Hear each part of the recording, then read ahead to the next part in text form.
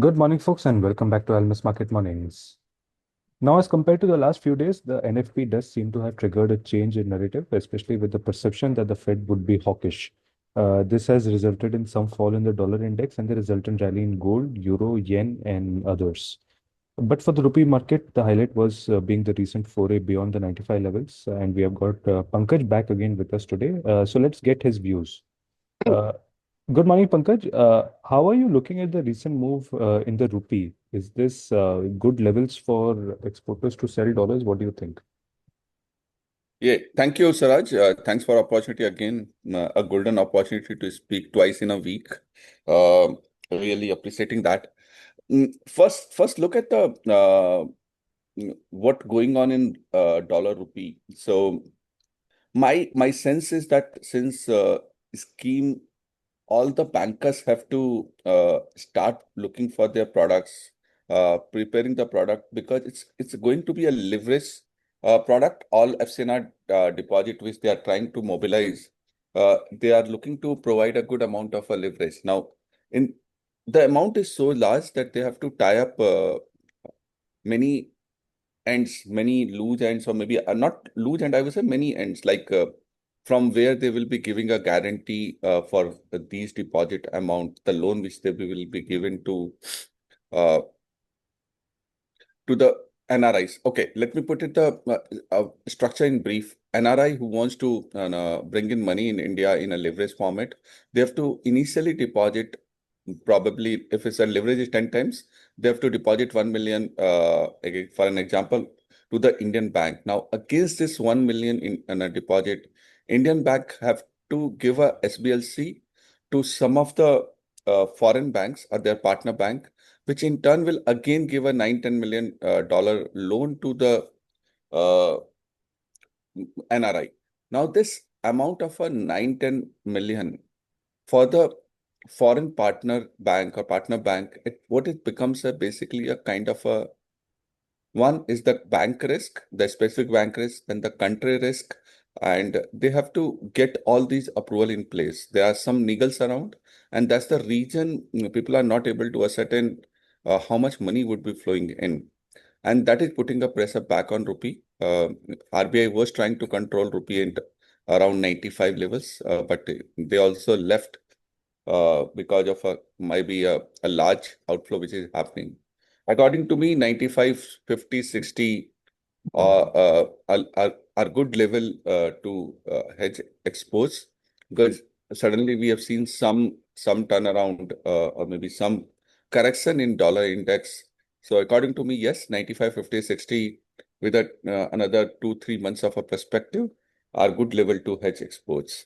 Um, Yesterday, NFP data has come, non-farm payroll, which is according to me and even the market parlance, it's a very important data. Market was expecting addition of 113,000 job addition, which has come actually 57,000. This number has been lower. Even May number has been revised lower from 172K to 129K.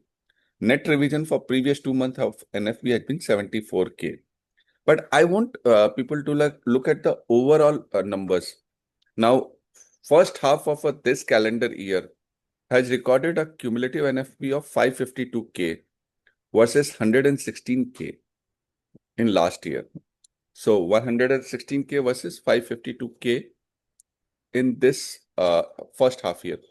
This number is strong. I think the yesterday non-farm payroll number has provided a correction to the market.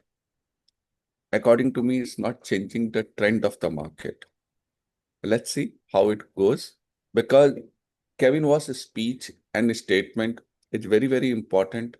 Inflation at 2%. And I will watch now onwards on an inflation number, not on the NFP number. So the I would say the market trend will be set by inflation number. Yeah. Uh, so this is with the perspective of a non-farm payroll. Due to yesterday non-farm payroll, we have seen a good amount of a correction in dollar index. Euro rallied, dollar yen rallied. Even anyways, there were good amount of I think rather a good amount. There was a good rumors moving votes there yesterday in the or maybe a couple of days, last couple of days, that the BOJ will intervene in the dollar yen. This weak number of NFP provided that opportunity of a correction in dollar yen. And even some bankers or maybe the authorities would have checked the dollar yen rates in the market. That itself gave a sense of that something is coming in. And that has provided correction in dollar yen as well. Gold, which was quite amount of oversold positions, has rallied significantly in last couple of days. It has moved from a 3980 to 4180. A good rally has happened in gold. My sense is 4250, 4270 sell act as a resistance now, and good opportunity to collect basically maybe accumulate gold around 4080. Um, Overall yields post NFP number, there has been a dip of yields in 2 year, 5 year, 10 year, and even 30 years to the tune of 7, 8 basis to 4, 5 basis. Looking at if the narrative has to change, this dip in yields is not providing much of a clue. Yes, 450 is acting as a strong resistance on 10 year, and that will be watched in coming days. Yeah, at this point of a time, this is all from me. Swaraj, you want to check anything else? Yeah, so when we speak about this particular correction in dollar index, especially because of NFP, uh, this is so you would say that the dollar index, it is just a correction to buy dollar, or like, is that the perception you're having now? Because uh, uh, it is having lower job additions. NFP did publish that, but the broader, as you mentioned, Kevin, was still is looking at inflation. So we are still in a higher dollar scenario. According to me, yes. One set of NFP data is not likely to change the trend significantly. If the trend is stronger dollar for next couple of months, then this one NFP data will not be that much of a will not change that course that significantly. So what I will look at the inflation numbers and then start accumulating a dollar index or dollar long position again. So maybe next couple of days I will watch for inflation data. According to me, this NFP data has provided a correction because there a significant amount of a dollar index rally has happened closer to 3.5% in last couple of weeks. That was requiring some correction. Hmm. Hmm.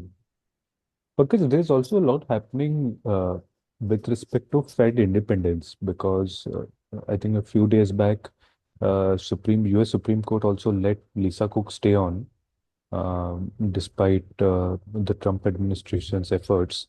But I think there are some other plans that are materializing, including possibly they are looking at appointing somebody in the Atlanta Fed, which would be a voting member in the next cycle or something like that. So, would markets be paying attention to this also? Whether, because if Fed independence becomes into question, on one hand, we have got Kevin Walsh, who is sort of reiterating it, at least to me, it feels like he's reiterating that the Fed is independent. But on the other hand, these developments are also happening, which seems sort of contradictory. Like, what are you making out of it? So I firmly believe US, United States is a country of independent institutions. It's country which has created independent institutions and which provide us a great amount of confidence in US economy.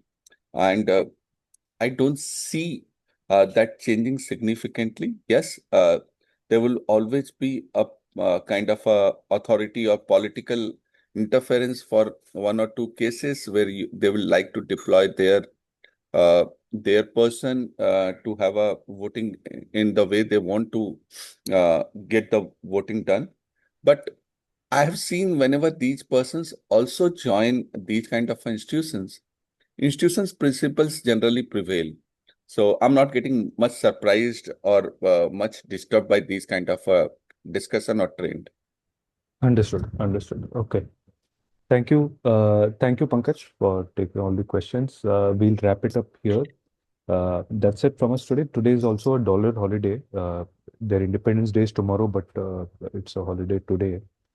So for our local participants who are listening, there won't be any dollar outflows that will be processed by the bank in like value cash like for today. So keep that in mind. We'll catch up next week with a fresh round of updates. Thanks for listening. Thank you.